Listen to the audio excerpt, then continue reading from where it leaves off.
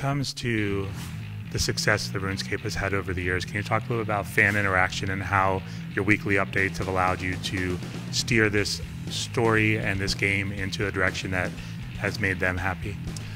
So we've got huge forums. We've got one of the biggest forums in the world. We're encouraging our players to post their suggestions all of the time.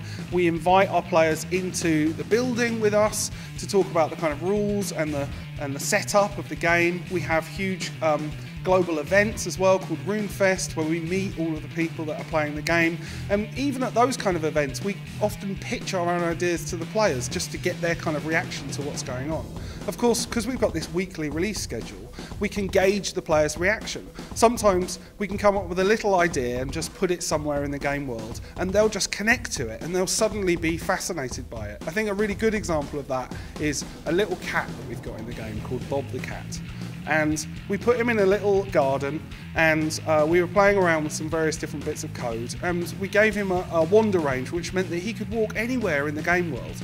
The players kind of opened the gate and off he would go, and you know, because we're kind of updating the game every week, he could move like thousands or hundreds of miles. He could just be walking around all over the place, and the players would kind of interact with him and encourage him to go in different directions.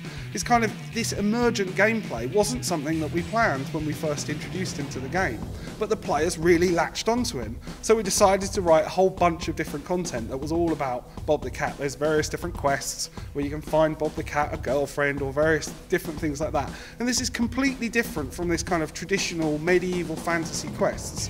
In 1 minute you could be rescuing a princess, killing a dragon, and the next minute you could be, you know, trying to stop monkeys from taking over the world. Can you talk a little about, from the story perspective, you mentioned there's so many different directions you can go and so many different things. How challenging is that for you and your team to create so many different options? Interestingly, the challenge is limiting ourselves to only one update every week. We got so many different ideas. We kind of handpicked the people that they're differently inspired by the different things in the world. We don't hire the same person over and over again. They've all got their own ideas and their own kind of motivations of what they want to put into the game. It is by far my hardest job, is deciding which ideas we don't put into the game. I could talk to anyone that we've got here in the castle today, and they'll have 10, 20, 30 different ideas that they could give to us immediately. And actually, for my designers and I, we've got 4 or 5 years worth of content that we'd love to do in the future. But it's up to the players. Like, their actions tell us what they like and what they don't like.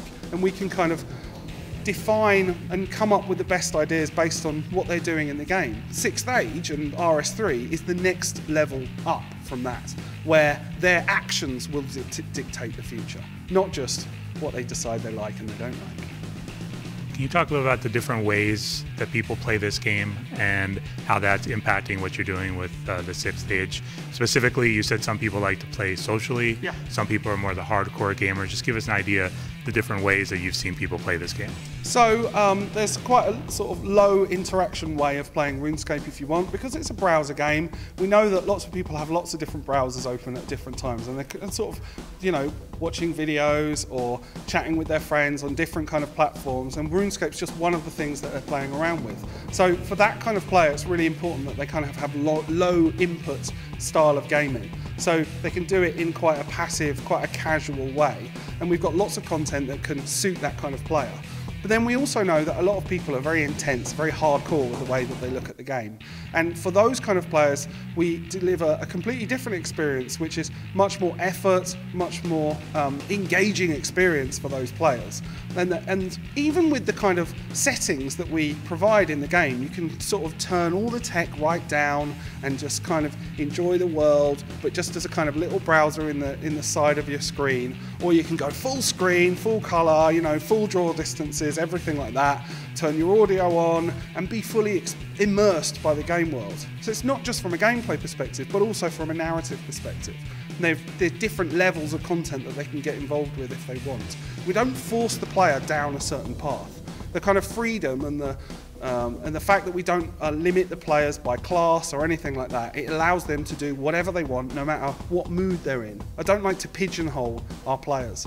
I much rather give them the freedom to explore whatever they want, just depending on how they feel at the time. Can you talk about, just give us a sense of how that influenced the user interface? Well, massively, because there's so many different types of player that are playing the game, and so many different types of game that they can play within RuneScape.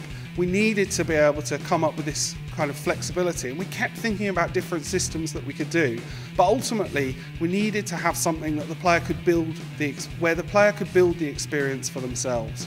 So depending on the kind of content that they wanted to get involved with, we needed to give them ultimate freedom, just like the freedom that they experience in the game.